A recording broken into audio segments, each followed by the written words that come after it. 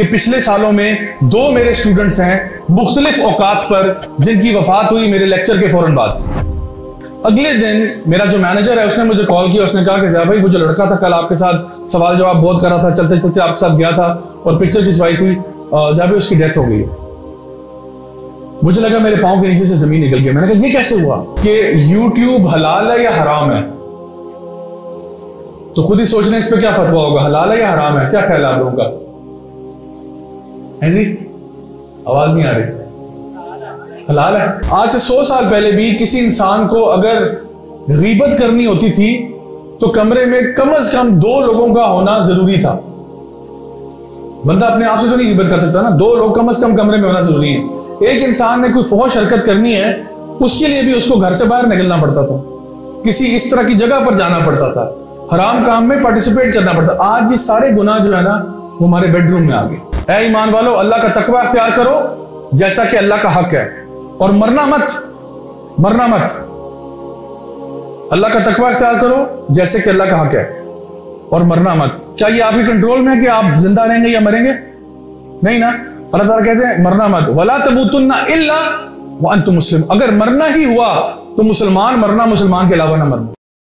बिस्मिल्लाह अल्हम्दुलिल्लाह वस्सलातु वस्सलामु अला रसूलिल्लाह व अला आलिहि व सहबिहि अजमाइन, अम्मा बाद, फ़अऊज़ु बिल्लाहि मिनश शैतानिर रजीम, बिस्मिल्लाहिर रहमानिर रहीम, रब्बि इश्रह ली सदरी व यस्सिर ली अमरी वहलुल उक़दतम मिन लिसानी यफ़क़हू क़ौली। अस्सलामु अलैकुम व रहमतुल्लाहि व बरकातुहू। अल्हम्दुलिल्लाह जी, मेरे लिए बड़े ऑनर की बात है, बड़े एजाज़ की बात है कि आज आप सबसे यहाँ पे बात करने का मौका मिल रहा है। मैं दुआ गो हूँ कि अल्लाह ताला हम सब का यहाँ पे आना कबूल फरमाए, और जो भी यहाँ पर कहा सुना जाएगा अल्लाह ताला उस पर अमल करने की तौफीक अता फरमाए और उसको हमारे हसनात का हिस्सा बनाए यौमल क़ियामा में। तो आज का जो मौजू है मैं समझता हूँ हमारे आज के हालात से बहुत ज़्यादा इसकी मुनासिबत है और बड़ा रेलेवेंट टॉपिक है कि फितने के दौर में इंसान किस तरह से अपने आप को इसमें से नेविगेट करे। तो वैसे तो बहुत सारे फितनों का जिक्र और तज़किरा किया जा सकता है, लेकिन यहाँ पर मेरे हिसाब से जो सबसे बड़े फितने जिसका आजकल हमें सामना है वो मैं आपके सामने कुछ बयान करूंगा इंशाल्लाह। अल्लाह के नबी सल्लल्लाहु अलैहि वसल्लम की एक हदीस है कि आपने फरमाया था कि एक वक्त ऐसा आएगा कि इंसान सुबह को उठेगा तो मोमिन होगा और रात को सोने जाएगा तो काफिर होगा, या सुबह उठेगा तो यानी काफिर होगा, रात को सोता होगा तो ईमान की हालत में मोमिन होकर सोएगा। और आपने फरमाया कि लोग बहुत ही छोटे नफे के पीछे अपना दीन बेच डालेंगे।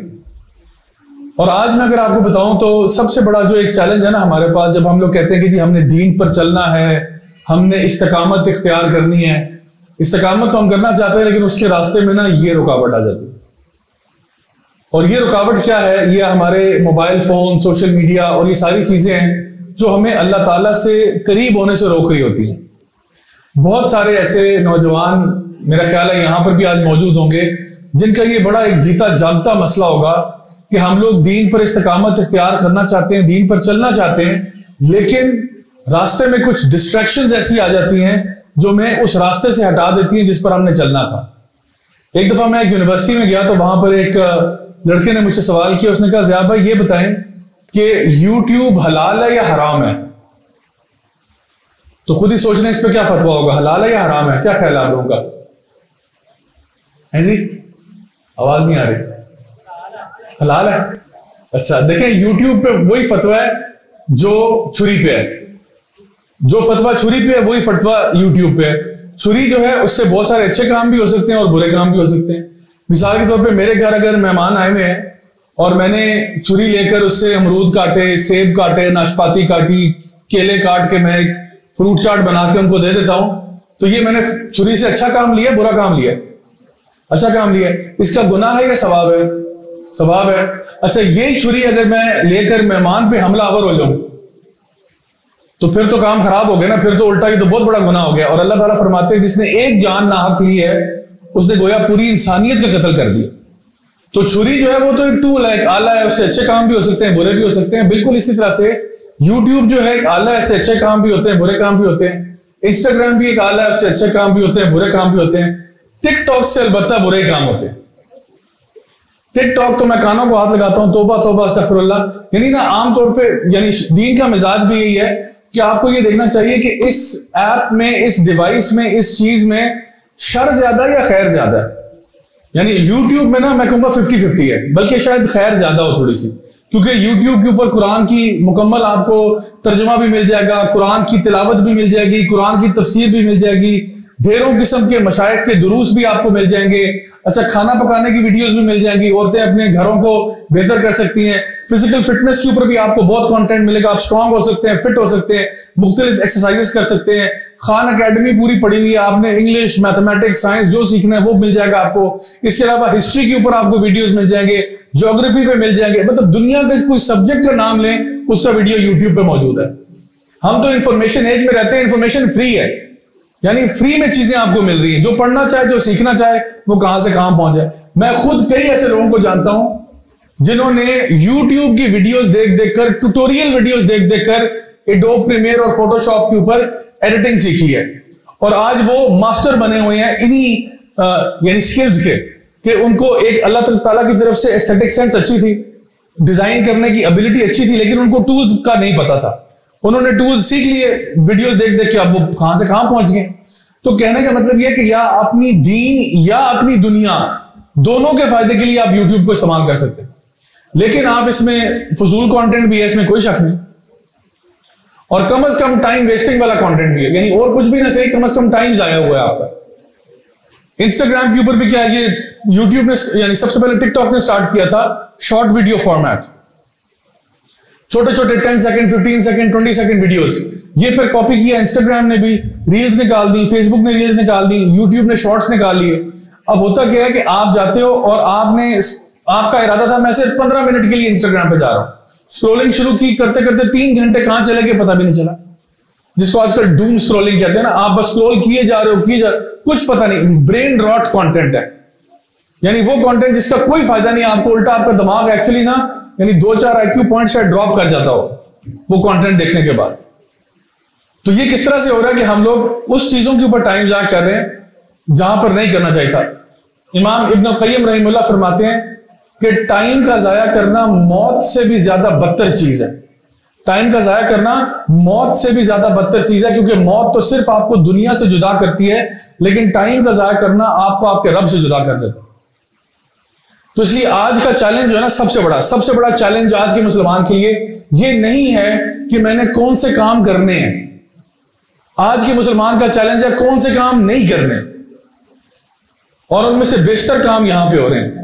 अपने आप को ना डिसिप्लिन करना, अपने मोबाइल फोन का, डिवाइसेस का रोजा रखना, यह बड़ा मुश्किल काम हो चुका है कि मैं अपने आप को खुद रेगुलेट करूं कि मैंने किस हद तक इस पर टाइम गुजारना। और देखें सहाबा के वक्त ना, मैं समझता हूं इवन आज से 100 साल पहले भी, सहाबा का टाइम तो बहुत पुराना है, आज से 100 साल पहले भी किसी इंसान को अगर गीबत करनी होती थी तो कमरे में कम से कम 2 लोगों का होना जरूरी था। बंदा अपने आप से तो नहीं गीबत कर सकता ना, 2 लोग कम से कम कमरे में होना जरूरी है। एक इंसान ने कोई फौश हरकत करनी है, उसके लिए भी उसको घर से बाहर निकलना पड़ता था, किसी इस तरह की जगह पर जाना पड़ता था, हराम काम में पार्टिसिपेट करना पड़ता। आज ये सारे गुनाह जो है ना वो हमारे बेडरूम में आ गए। बंदा कमरे में अकेला है लेकिन गीबत कर रहा है, कमरे में अकेला है लेकिन चुगली कर रहा है, कमरे में अकेला है लेकिन फहाशी के इंतहा पे पहुंचा हुआ है। सुबह को उठता है मोमिन होता है, रात को सोने जाता है तो काफिर हो चुका होता है। थोड़े से लज्जत के पीछे, थोड़े से मजे के पीछे अपना दीन बेच देते हैं। अल्लाह के नबी की हदीस है, मैंने शुरू में सुना दी थी, ये बताने के लिए कि आपने फरमाया था कि इस तरह के फितने आएंगे, और उस टाइम पर सहाबा सोचते होंगे कि ये कैसे मुमकिन है कि एक बंदा सुबह उठे तो मोमिन है, रात को सोने जाए तो काफिर हुआ, ये कैसे हो सकता है? या सुबह उठता है काफिर होता है, रात को सोने जाता है, इशा की नमाज पढ़ के सो जाता है, ये कौन सा, ये कैसे होगा इस तरह से? लेकिन आज हमें समझ में आ रहा है कि बिल्कुल ऐसा हो रहा है, क्योंकि हमारे पास ये जो चीज आ चुकी है, अगेन इसके फायदे बड़े हैं लेकिन इसके नुकसान भी हैं। हमारा मसला ये, हम लोग चीज पहले अडॉप्ट कर लेते हैं, बाद में ख्याल आता है अच्छा इसके मसले ये हैं। अभी आपको पता है दुनिया भर में मुख्तलिफ ममालिक अब इसके ऊपर पाबंदी लगा रहे हैं कि किस उम्र से पहले मोबाइल फोन पर और सोशल मीडिया पर पाबंदी लगाई जाए। कई ममालिक ने 16 साल की उम्र तजवीज की और कुछ उस पर इस वक्त अमल भी कर रहे हैं कि 16 साल से पहले कोई स्मार्टफोन अलाउ नहीं होना चाहिए, और इस पर कानूनी कार्रवाई हो जाएगी आपके खिलाफ अगर 16 साल से पहले किसी बच्चे के हाथ में मोबाइल फोन आए। क्योंकि वो कहते हैं जी इनको डम फोन पकड़ा दें, स्मार्टफोन ना दें। डम फोन कौन सा? वही नोकिया 3310 बटनों वाला फोन जो था ना वो ठीक था कि बहुत भी जरूरत है, स्कूल से कॉलेज से वापस आ रहे हो, फोन कर दो, नंबर मिला दो और वैसे बात कर लो, डायरेक्ट कर लो। लेकिन ये जो चीज है ना, इसमें तो पूरा कंप्यूटर आपके साथ है।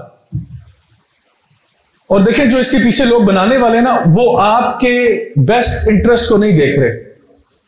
वो ये नहीं देख रहे कि आपका दीन ईमान किधर जाएगा, आपकी सेहत कहां जाएगी, आपकी वो जो नफ्सियाती जो है ना सूरत हाल है वो उसका क्या होगा। उनको इससे कोई गर्ज नहीं है, उनको गर्ज है पैसे से। देखें मैं खुद, मेरी फील्ड आईटी की है, मैंने आईटी की फील्ड से फिर दीन की तरफ आया। देखें इसके पीछे ना जितनी भी एप्स होती हैं उनके पीछे एल्गोरिथम्स होते हैं। एल्गोरिथम्स क्या करते हैं, मिसाल के तौर पे ये जो रील्स वाला मैंने आपको बताया या शॉर्ट वीडियो फॉर्मेट, ये आपको वही वीडियोस दिखाएगा जो आप पसंद करते हो। कभी कभार बीच में आपके एरिया का भी एक आध वीडियो डाल देगा जो पॉपुलर चल रहा है आपके इलाके में, ताकि देखें कि आप उसके ऊपर रुकते हो या नहीं। आप उस पर 3-4 सेकंड रुकेंगे ना, कहेगा अच्छा ये शौक भी रखते हैं। वो फिर इस तरह के वीडियोस भी वक्तन फवक्तन आपको दिखाएगा, शायद आप ज्यादा रुक जाओ। जितना ज्यादा आप किसी वीडियो पे रुकोगे उतना ज्यादा फिर उसी तरह का मवाद वो आपको दिखाएगा। ये एल्गोरिथम इस तरह काम करता है। अच्छा, फिर उसको ये भी पता होता है कि मौसूफ का सुबह के टाइम कौन सा शौक होता है, दोपहर में कौन सा शौक होता है और रात में कौन सा शौक होता है। रात के टाइम वो आपको उसी तरह के वीडियोस दिखाएगा जो आमतौर पे रात के टाइम आप देखते हैं। सुबह के टाइम वो आपको वही वीडियोस दिखाएगा जो आप सुबह, उसको सारा पता है। सारा डेटा आपका ना, याद रखें, कहीं ना कहीं रिकॉर्ड हो रहा होता है। मैंने घर पे जो टीवी हमारे है उसमें पीछे से केबल तो डिस्कनेक्टेड है, लेकिन यूट्यूब चैनल है। अब मेरा उस पर अकाउंट लॉग इन हुआ है और उसमें मुझे सुबह के टाइम, आप यकीन करें, वो बच्चों के वीडियोस दिखा रहा होता है। क्यों? क्योंकि बच्चे आमतौर पे सुबह के टाइम पे कुछ ना कुछ देख रहे होते हैं। वो जो बच्चों के यानी वो प्रॉफिट स्टोरीज होती है, उनके लिंक्स आ रहे होते हैं। शाम के टाइम अगर आप देखें तो बिल्कुल पेज की लुक ही बदली होती है। वो सारे मुझे करंट अफेयर्स, न्यूज आइटम्स, दीनी कंटेंट सारा वो दिखा रहा होता है, जो कि आप कह लो कि एक बड़े लेवल की नौयत का कंटेंट है, वो दिखा रहा होता है। उसको पता है कि सुबह के टाइम आमतौर पर इसके ऊपर बच्चे कंटेंट देख रहे होते हैं, और रात के टाइम पे जब ये फारिग हो जाते हैं सारे कामों से तो ये आके चेक करता है यूट्यूब आके, तो इसको वही दिखाओ जो ये देखना चाहता है। तो एल्गोरिथम बहुत स्मार्ट है, वो चाहता है कि आप मैक्सिमम टाइम ऐप पे गुजारें। तो अगर आप मोबाइल फोन पे हैं, यूट्यूब नहीं चाहता कि आप यूट्यूब को छोड़ के कहीं और जाएं, तो वो आपको बार बार आपकी मर्जी की वीडियो दिखाता है। जितना ज्यादा टाइम आप स्पेंड करते हो उस पर, उतने ज्यादा पैसे वो कमा सकते हैं, क्योंकि उसके जरिए वो एड्स पुश करते हैं और वो पैसे बनाते हैं। आपकी चाहे जान चली जाए, उनको इससे कोई गर्ज नहीं है। ऐसे भी कुछ यानी वाकयात आए हैं कि जहां पर एक बच्चा वीडियो गेम खेलते खेलते मर गया। 18 घंटे से वीडियो गेम खेल रहा था, 15 घंटे से वीडियो गेम खेल रहा, खेलते खेलते मर गया, क्योंकि बॉडी मूव नहीं कर रही ना, बस अंगूठे मूव कर रहे हैं, तो बॉडी, इंसान खत्म हो गया। अच्छा, तो ये इसी तरह से आपका इंस्टाग्राम भी यही है, वो भी चाहता है कि आप बस स्क्रॉल करते रहो करते रहो करते रहो, आपको वो सजेस्ट कर करके चीजें दिखाएगा। यही मामला टिकटॉक पे जरा और हाई लेवल के ऊपर है कि आप ज्यादा से ज्यादा कंटेंट वहां क्रिएट करें। एक बहन ने मुझे बताया, उन्होंने कहा कि जी, मैंने क्यों कहा था कि टिकटॉक शायद इस पे हराम का फतवा लग जाए, शायद, मैं कोई मुफ्ती नहीं हूं कि मैं फतवा लगाऊं, लेकिन मैं कह रहा हूं कि जब आप खैर और शर का यानी आपस में कंपैरिजन करते हो ना, तो फिर उसके एतबार से एक बहन ने मुझे राब्ता किया, उन्होंने कहा जी मेरे गांव के अंदर तकरीबन 80% लड़कियां टिकटॉकर्स बन चुकी हैं। कहां पर? गांव में। गांव में क्या कि वो अपने छतों पर चढ़ चढ़ के वीडियोस बनाती हैं, और वो वीडियोस कौन देख रहा है? उलमा देख रहे हैं, औलिया देख रहे हैं। कौन देख रहा है वो वीडियो? वही लोग देखते हैं जो अपनी शहवत को, अपनी लज्जत को पूरा करना चाह रहे होते हैं। तो कहते हैं जी हमारा तो गांव का बेड़ा गर्क हो गया, जब से ये टिकटॉक आया काम खराब हुआ हुआ है। हर लड़की जो है वो अपने वीडियोस बना बना के डाल रही है। अम्मा अब्बा को नहीं पता कि ये काम हो रहा है, अकाउंट बनाए हुए प्राइवेट नामों से, पापा की प्रिंसेस, पापा की परी, और वो चल रहे हैं अकाउंट सारे। तो बात यह कि ये जो हम कर रहे हैं ना, कि हमारे लिए सदका जारिया भी हो सकता है और गुनाह जारिया भी हो सकता है। इंसान तो मर जाएगा, अकाउंट उसका बरकरार रहेगा, और जो जो शख्स वीडियो देख रहा होगा सारा गुनाह आपके अकाउंट में है। यही काम अगर आप अच्छा कंटेंट क्रिएट करते, अच्छी बात करते, जितने लोगों में बात फैलेगी, जो उस पर अमल करेगा, सारों का अजर आपके अकाउंट में। और जो जो बंदा खराब कंटेंट व्यू करेगा, जिसने कंटेंट क्रिएट किया होगा, सारा उसके सर पे आएगा। जो कर रहा है कंज्यूम, उसके सर पे भी है, और जिसने बनाया है उसके सर पे भी है। तो इसलिए मैंने कहा कि कुछ ऐप्स तो ऐसी हैं जो बाकायदा तौर पर उनका तो एल्गोरिथम ही यूं ही काम करता है कि वो इसी कंटेंट को पुश करता है। चाइना में जो टिकटॉक है, चाइनीज बड़े तेज हैं। चाइना ने क्या किया कि जब जो टिकटॉक चाइना में है, वो अच्छे कंटेंट को पुश ज्यादा करता है। एल्गोरिदम इस तरह काम करता है कि जो अच्छा कंटेंट है जिसमें आप कहते हो चाइना की बड़ाई बयान हुई है, या मिसाल के तौर पे एक लड़का काम से कहीं गया हुआ था और वो तीन चार महीने जो है किसी फैक्ट्री में काम करता रहा और चाइना की जो है ना बका के लिए और चाइना को जो है ना फरोग के लिए काम कर 3 महीने बाद वापस आया, मां के गले लग गया, ये वीडियो वहां ज्यादा वायरल होगा। एल्गोरिथम डिजाइंड है क्योंकि चाइनीज ने ऐप बनाई है, वो इसको पुश करते हैं कि जो चीजें प्रो चाइना है और जो लोगों की तरबियत करने में काम आएंगी उसको ज्यादा पुश करो। अमेरिका में, पाकिस्तान में और बाकी ममालिक में ये उस कंटेंट को ज्यादा पुश करता है जिसमें फहाशी, बदकारी, उरियानी और ये वाले मामलात हो, क्योंकि वो कहते हैं इनके सारे नौजवान जब इन चक्रों में पड़ जाएंगे तो हमारे लिए तो बड़ा आसान होगा इनको डोमिनेट करना। सलाउद्दीन अय्यूबी रहीमुल्लाह ने क्या फरमाया था कि जिस कौम को तुमने बगैर जंग के हराना हो उनके नौजवानों में फहाशी, बदकारी और उरियानी को आम कर दो। जब आपकी पूरी पब्लिक जो है वो सारा दिन बैठ के यही करती रहेगी तो मुझे बताएं कौन सा फिर जिहाद फी सबीलिल्लाह और कौन सा आप लोगों ने फिलिस्तीन के लिए कोई जिहाद करना है या कोई काम करना है जब हमें इन्हीं चीजों से फुर्सत नहीं। और आपको लगता है कि अल्लाह इस तरह के लोगों से काम लेगा जिहाद वाले? अल्लाह ने, जिहाद बहुत बड़ी चीज है, बहुत बड़ी चीज है, और अल्लाह उन्हीं को देगा जिनको सूट करेगी। अल्लाह ताला क्या फरमाते हैं कुरान मजीद में, इन्नल्लाह ला युगय्यिरु मा बिकौमिन हत्ता युगय्यिरु मा बिअनफुसिहिम। अल्लाह उस कौम की हालत उस वक्त तक नहीं बदलेगा जब तक वो अपनी हालत नहीं बदलते। यानी अल्लाह ताला फरमा रहे हालत तुम्हारी मैं नहीं बदलनी है। इन्नल्लाह ला युगय्यिरु मा बिकौमिन, अल्लाह तुम्हारी हालत उस वक्त तक नहीं बदलेगा जब तक तुम खुद अपनी हालत नहीं बदलते। तुम्हारी हालत अल्लाह ताला बदलना चाहे अल्लाह के लिए मुश्किल है, अल्लाह के कुन फयकून हो जाएगी बात। लेकिन अल्लाह कह रहे मैं तब तक तुम्हें यह शर्फ नहीं बख्शूंगा, तब तक तुम्हें यह एजाज नहीं दूंगा जब तक कि तुम खुद अपने बारे में सीरियस ना हो जाओ, अपने बारे में कुछ थोड़े से होश के नाखुन लो कि मैंने अपने आप को दुरुस्त करना है, मैंने अपने आप को उस ट्रैक पर लेकर आना है। तो ये वो मामला है जो कि एप्स का। अच्छा, अब वीडियो गेम्स में चले जाएं, पुराने वक्तों में, मैं अपने जमाने की बात कर रहा हूं जो डायनासोर के जमाने का वक्त लग रहा है आज मुझे, उस जमाने में जो वीडियो गेम्स होती थी ना, उन वीडियो गेम्स की भी एक शुरुआत थी और एक इख्तिताम था। वीडियो गेम शुरू होती थी और एंड में लिखा था गेम ओवर। एंड में कोई बड़ा बॉस आता था, उसको मारना होता था, उसको मार दिया, गेम खत्म, थैंक यू वेरी मच, खुदा हाफिज, अब दोबारा गेम नहीं खेलनी, क्योंकि बॉस को मार दिया ना, बड़ी बला जो एंड में आती है उसको मार दिया, बस गेम खत्म हो गई। फिर हम कहते थे सर ये वापस करा के कोई और गेम ले आते हैं, मतलब ये हम सोचते थे। अभी क्या होता है, अभी चल रही है infinite games, PUBG, Fortnite, call of duty, modern warfare, ये सारी इन्फिनिट गेम्स हैं। ये आप क़यामत तक खेल सकते हैं बगैर किसी टेंशन के, क़यामत तक खेलें आप। और ये नई नई स्किन्स, नए नए मैप्स, नई नई चीजें ऐड करते रहेंगे और आप भी लगे रहेंगे और ये भी इंजॉय करते रहेंगे। एक बच्चे ने, अभी ये पाकिस्तान का ही वाकया है, मेरे ख्याल है कहीं सियालकोट में, कहां पे, अब्बा जान के क्रेडिट कार्ड से उसने 25,000 रुपया एक रात में उड़ा दिया फोर्टनाइट की स्किन्स लेने में। सुबह फिर अब्बा जान ने खूब चित्रौल की उसकी, आज सियालकोट के शहर में एक अब्बा जान ने बेटे की चित्रौल कर दी। क्या हुआ जी, 25,000 रुपये उड़ा दिए रात को। तो ये जुनून है, ये चीजें कि वो चाहते हैं कि आप पैसा खर्च करें। इन्फिनिट गेम्स क्यों है, गेम खत्म ही नहीं होगी, आप बैठे रहे 15 घंटे चले गए, किधर चले गए पता नहीं चला। अब ये क्या है, एक तरफ अल्लाह ताला हमें किस काम पे बुला रहा है और एक तरफ हम कहां लगे। मेरे भाइयों और बहनों, हम क्या, आपको लगता है कि इस वक्त दुनिया में मुसलमानों ने गलबा हासिल किया हुआ है या मुसलमानों पे गलबा किसी और का आया हुआ है? क्या ख्याल है? हमारे पे किसी का गलबा आया हुआ है। गलबा याद रखें 2 तरीकों से होता है, या तो अस्करी गलबा होता है, कोई फिजिकल फोर्स के साथ आप पे चढ़ दौड़ा है, या फिर अफकार का गलबा होता है। ना तो इस वक्त हमारा अस्करी गलबा है, अस्करी होता तो इजराइल की मजाल ना होती चूं करने की। जो इस वक्त बदमाश बना हुआ है, अमेरिका बदमाश बना हुआ है, बगैर वजह के ईरान पे बमबारी हो रही है, कभी यानी एक कौन सी किस जगह का मैं रोऊं आपके सामने और कहां ना रोऊं।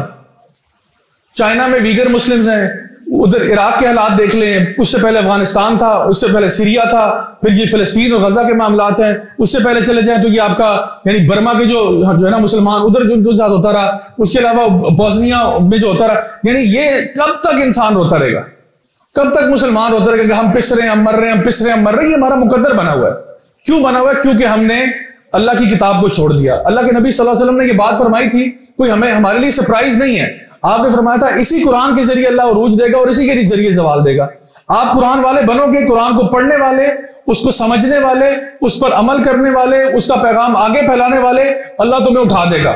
इसको छोड़ दोगे, अल्लाह तुम्हें जलील कर देगा। तो आज हम जलील हो रहे हैं।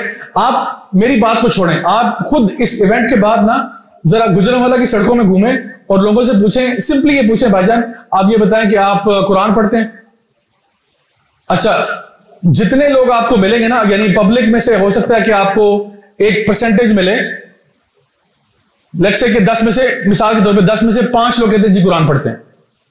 यानी सिर्फ कुरान पढ़ना, मैं कह रहा हूं, सुबह सूरह रहमान पढ़ लेते हैं, सूरह यासीन पढ़ लेते हैं, कुछ कुरान पढ़ते हैं आप रोजाना, वो शायद आपको 10 में से 5 लोग, ये भी शायद मुबालगा कर रहा हूं मैं, ठीक है, 10 में से 5 शायद मुबालगा है, लेकिन चलो हम कह देते हैं 5। उन 5 में से आप पूछें समझ के कितने पढ़ते हैं, वो पीछे 2 रह जाएंगे। उनमें से कि अच्छा जो समझ के पढ़ रहे हैं वो अमल कितने लोग कर रहे हैं, वो पीछे 1 रह जाएगा। अच्छा जो अमल कर रहा है वो आगे किसको सिखा रहा है? मौलवी साहब करेंगे। मौलवी साहब, क्या इस्लाम में, मेरे वैसे पॉडकास्ट का नाम क्या है, मौलवी विद एन एटीट्यूड। इस्लाम में ना मौलवी का तस्वुर ऐसा नहीं है, यानी कि कोई बकायदा तौर पर प्रोफेशनल बंदा आपका निकाह पढ़ाए, आपका जो है ना वो जनाजा पढ़ाए, आपका, ये हर बंदा कर सकता है। अल्लाह सुब्हानहू व तआला ने सूरह अल-असर में क्या फरमाया था? वतवासौ बिल हक़ वतवासौ बिस सब्र, यानी ये हक की दावत देना, हक और सब्र की तलकीन करना, ये हर इंसान ने करना है। वल असर इन्नल इंसान लफी खुसर, वक्त की कसम तमाम इंसान खसारे में सिवाय उनके इल्लल लज़ीना आमनू व अमिलुस सालिहात वतवासौ बिल हक़ वतवासौ बिस सब्र। सारे इंसान खसारे में सिवाय ये जो 4 काम करेंगे, ये सब ने करना है। सब ईमान लाएंगे, सब अमाले सालिया करेंगे, सब हक की दावत देंगे अपने इल्म के बकदर और अपनी इस्तात के मुताबिक। हर बंदा करेगा। देखें, जो आपकी फील्ड नहीं है उस पर बात बेशक ना करे। आपसे कोई विरासत के मसाइल पूछ रहा है, आपको वल्लाह आलम मुझे नहीं पता, आप उन शेख साहब से पूछ लें। कोई आपसे तलाक के मसाइल डिस्कस कर रहा है, आपके वल्लाह आलम, आप शेख साहब से पूछ लें। हाँ, अलबत्ता ये मुझे पता है कि नमाज हमें 5 वक्त की पढ़नी चाहिए। अलबत्ता ये मुझे पता है वबिल वालिदैन एहसाना, माँ बाप से एहसान करना है। अलबत्ता ये मुझे पता है कि अल्लाह ताला फरमाते हैं ला तक़रबुज़ ज़िना, ज़िना के करीब भी नहीं जाना, करना तो बहुत दूर की बात है। मुझे पता है शराब नहीं पीनी चाहिए, झूठ नहीं बोलना चाहिए, वक़ूलू क़ौलन सदीदा, सीधी बात करो, स्ट्रेट फॉरवर्ड बात करो, ये मुझे पता है। हक की बात हर इंसान ने करनी है, वरना हम खसारे में। आपकी जितनी कैपेसिटी आप उतना करें ना, आप अपने घर में करें, आप अपने बेडरूम से शुरू करें, लिविंग रूम में बात करें अल्लाह की, फिर आगे आपको मोहल्ले में भी बात करने की तौफीक मिल जाएगी। तो ये हर इंसान ने करना है, वतवासौ बिस्सब्र, और सब्र की तलकीन करना। ये 4 काम करेंगे तो पेपर क्लियर होगा, अदरवाइज एक भी कंपार्ट आ गई तो आगे नहीं जा सकते, एक भी सप्ली आ गई तो आगे हम नहीं जा सकते। अल्लाह ताला फरमा रहे हैं तमाम इंसान खसारे में है सिवाय उनके जो ये 4 काम करते हैं, इल्लल लज़ीना आमनू व अमिलुस सालिहात व तवासौ बिल हक़ व तवासौ बिस सब्र। ये 4 काम करोगे तो क्लियर हो गया, अदरवाइज क्लियर नहीं हो रहे। और ये वो सूरा है जो कुरान की सबसे छोटी सूराओं में से एक है, जिसमें अल्लाह ताला ने पूरा मकसद आपको समझा दिया। वो जो कहते हैं ना कि जी कम से कम मैं क्या करूं कि पास हो जाऊंगा, अक्सर लोग ये सवाल पूछते हैं, कम से कम क्या करूं कि पास हो जाऊंगा। यानी सुभान अल्लाह, हमारा जो है ना सवाल करने का तरीका भी बदल गया है। हम लोग कहते हैं जो है ना, जब ये बताएं मैं कम से कम क्या करूंगा कि मैं जहन्नम में नहीं जाऊंगा, कम से कम मैं क्या करूं, तो उसका जवाब सूरह अल-असर है। सहाबा का रवैया बिल्कुल ऑपोजिट था। वो कहता था अल फिरदौस के लिए क्या करूं कि वहां पहुंच जाऊं। यानी ये नहीं था कि मैं धक्का लगा के बस किसी तरीके से जन्नत में कदम मेरा आ जाए, ये नहीं, अल फिरदौस में जाने, उसके लिए बताएं क्या करूं। या रसूलल्लाह सबसे बेहतरीन अमल कौन सा है, इस तरह की हदीसें मिलती हैं आगे। या रसूल अल्लाह को सबसे महबूब अमल कौन सा है, फिर अल्लाह के नबी बताते थे कि ये काम करो, ये काम करो। यानी आज हम लोग अल्लाह के नबी सल्लल्लाहु अलैहि वसल्लम की सुन्नतों को छोड़ देते हैं। ये क्या क्या सुन्नत ही है ना, सुन्नत ही है ना, फर्ज थोड़ी, सुन्नत है ना। साहबा वो अमल करते थे क्योंकि वो सुन्नत होता था, हम छोड़ते हैं क्योंकि वो सुन्नत होता है। फर्क समझ में आ रहा है? वह तुइज़्ज़ु मन तशा व तुज़िल्लु मन तशा बियदिकल खैर। सारी इज्जत और जिल्लत अल्लाह के हाथ में। साहबा का एटीट्यूड ही डिफरेंट था ना, रवैया ही बिल्कुल डिफरेंट है। वो सुन्नत करते इसलिए थे कि नबी की सुन्नत है, हम छोड़ते इसलिए कि नबी की सुन्नत है। माइंडसेट में जमीन आसमान का फर्क है। ये अल्लामा इकबाल ने सही कहा था, ये गाजी ये तेरे पुरस्कार बंदे, ये अजीब लोग हैं, आप पता नहीं कैसे समझोगे इन लोगों को। बहुत डिफरेंट माइंडसेट है, इट्स ऑल हियर। सबसे पहले यहां से बात स्टार्ट होती है। अपने रवैये को, अपने सोच को बदलो अगर फितनों से बाहर निकलना है। मैं आपको कुछ बातें बताता हूं इंशाल्लाह, जो इंसान सुन के हैरान होता है कि ये किस किस्म का माइंडसेट था। शायद आपको लगे कि पता नहीं किस किस्म की बातें करते थे वो लोग। खालिद बिन वलीद रज़ियल्लाहु अन्हु, जिनको अल्लाह के नबी सल्लल्लाहु अलैहि वसल्लम ने सैफुल्लाह का लक़ब दिया था ना, अल्लाह की तलवार का। खालिद बिन वलीद एक फियर्स वॉरियर थे, यानी जिसको किसी का डर नहीं सिवाय अल्लाह की जात के। मैदान जंग में कूद जाने वाले, फ्रंट से लीड करते थे और अपने डेथ बेड पर रो रहे थे कि ये मेरे साथ हुआ क्या है। 300 से ज्यादा जंगें लड़ी हैं, मेरे जिस्म पे कोई तीर तलवार चाकू का निशान, ऐसा कोई इंच भी नहीं रह गया कि सिवाय कि ये मेरे जिस्म पे निशान लगे हुए, किसी तीर का, तलवार का, नेजे का या चाकू का। और कहते हैं मुझे मौत बिस्तर पर आ रही है। तो उनकी ज़ौजा जो थी, उन्होंने उनको कहा कि अल्लाह ताला को ये कभी मंजूर नहीं था, जब अल्लाह के नबी सल्लल्लाहु अलैहि वसल्लम ने आपका नाम रख दिया सैफुल्लाह, कि कोई काफिर ये कहता कि आज मैंने मैदान जंग में अल्लाह की तलवार को तोड़ दिया। जब अल्लाह के नबी ने ये आपका नाम रख दिया तो उसी दिन फैसला हो गया था कि आपकी मौत जो है वो बिस्तर पर होगी, मैदान जंग में नहीं होगी। यानी वो इस बात पर रो रहे हैं कि मेरी जिस्म पे सारे जख्म है, लेकिन मैं फील्ड पे क्यों नहीं मरा, बेड में क्यों ऐसा हुआ है मेरे साथ। और जब उनकी वफात हुई तो मदीना की औरतें ज़ारो कतार रो रही थी। तो किसी ने आके सैयदना उमर से शिकायत लगाई कि औरतें बहुत ज्यादा रो रही हैं। तो सैयदना उमर ने कहा कोई बात नहीं, आज रोने दो, आज इनको रोने दो कि माएं इसके बाद खालिद बिन वलीद जैसे बेटों को जन्म नहीं देंगी। जितना आज रो रही है इनको रोने दो आज, कि उम्मत में ऐसे मर्द अब कब पैदा होंगे। खालिद बिन वलीद रज़ियल्लाहु अन्हु यानी जब रोमन एम्पायर के साथ टकराया ना जाके, रोमन एम्पायर कोई मजाक नहीं था। रोमन एम्पायर यानी एक बहुत बड़ी फोर्स थी, इतना बड़ा आज अमेरिका नहीं है जितनी बड़ी रोमन एम्पायर होती थी। रोमन एम्पायर आधा यूरोप उसने कवर किया हुआ था और एशिया तक घुस चुकी थी।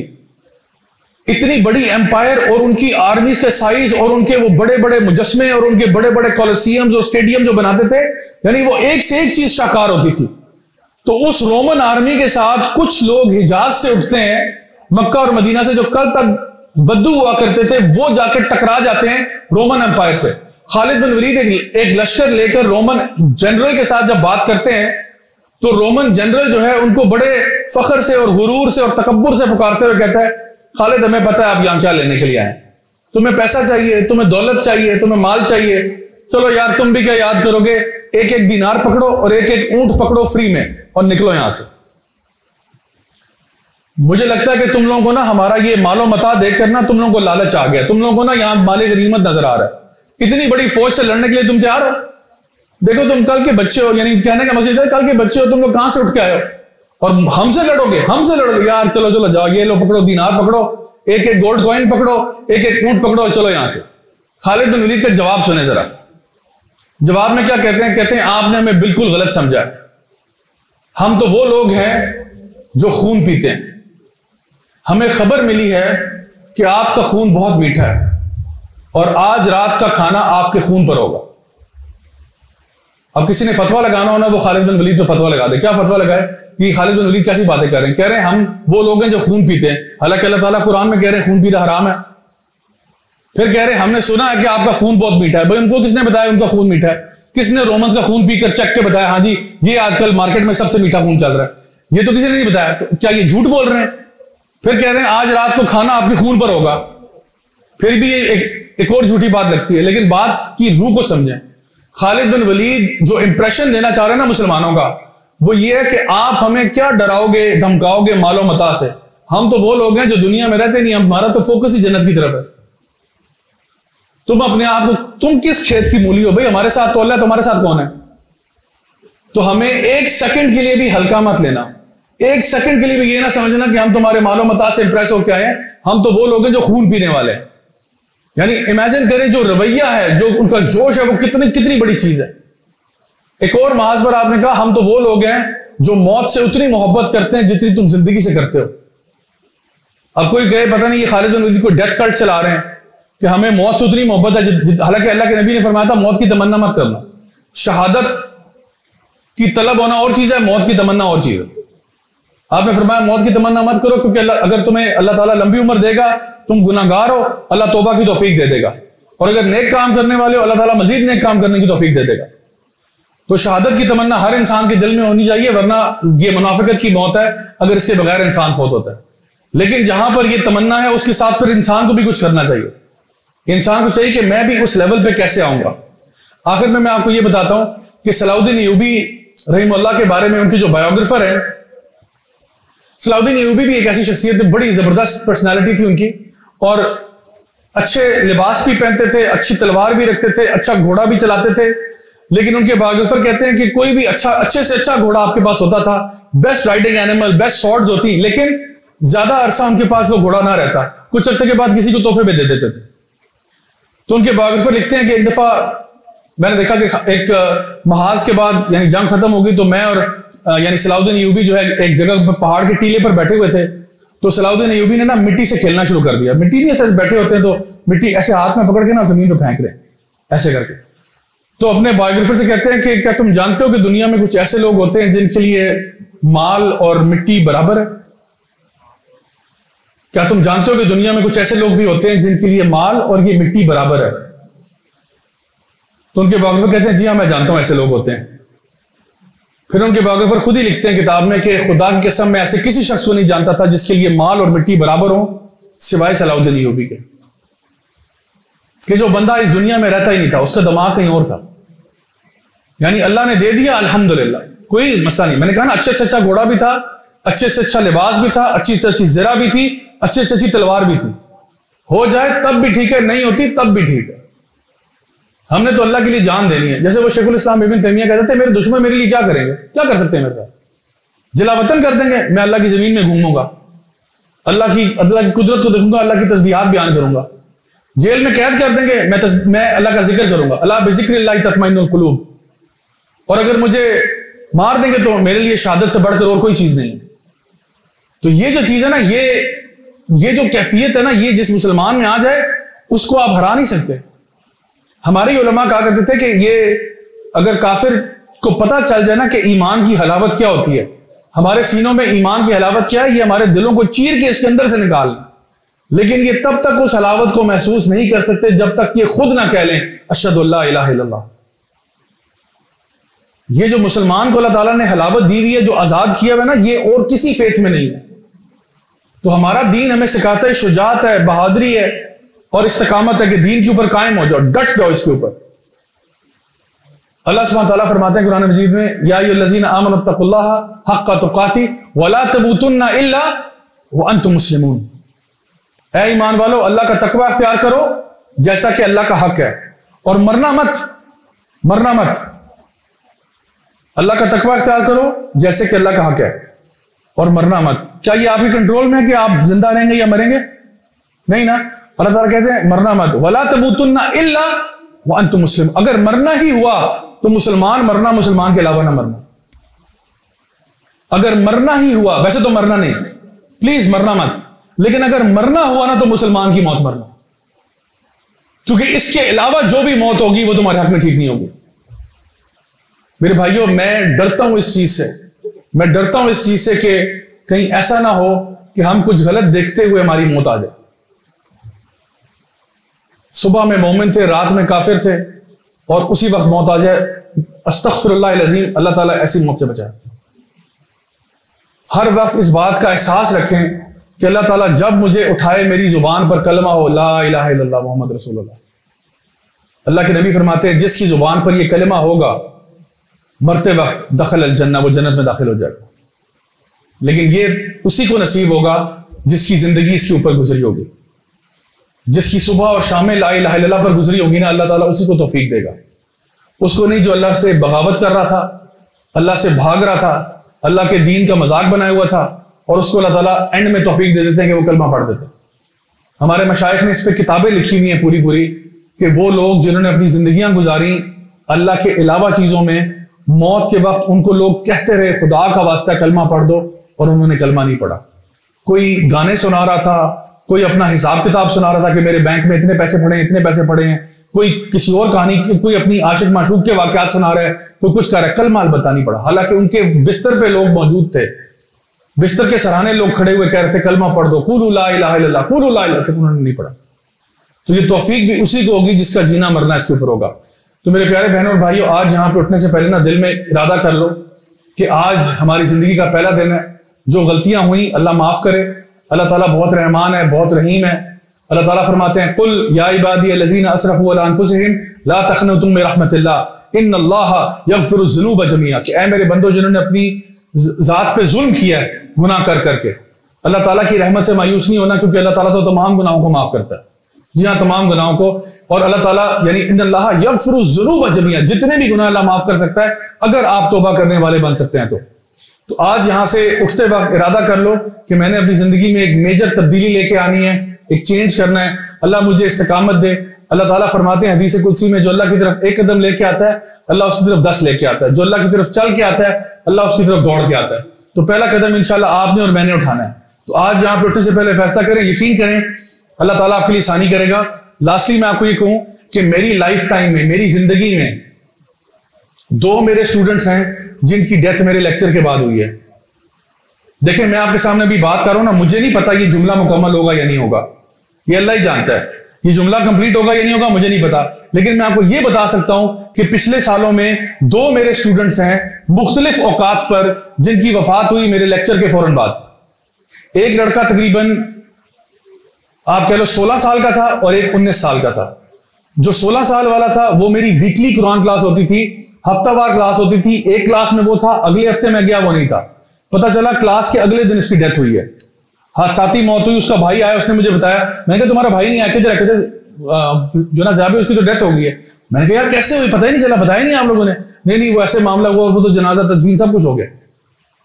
और एक और जगह पर 19 साल का एक लड़का था, और आपको मैं बताऊं वो मेरा वन ऑफ लेक्चर था। जिस तरह ये वन ऑफ है ना कि बस एक लेक्चर दिया और चले गए, वो उस लेक्चर में मौजूद था। सबसे आगे फ्रंट रो में आके बैठा। आया वो लेट था, लेकिन बजाय वो पीछे बैठने के ना सबको टापता फलांगता हुआ सबसे आगे आके बैठ गया। नोटबुक निकाली, नोट्स भी ले रहा था। और जब लेक्चर खत्म हुआ वो मेरे साथ आया, और मेरे साथ, मैं उस दिन ना मोटरसाइकिल पे गया हुआ था, तो मेरे साथ आया। उसने मुझसे सवाल पूछे, बड़े अच्छे सवाल पूछे।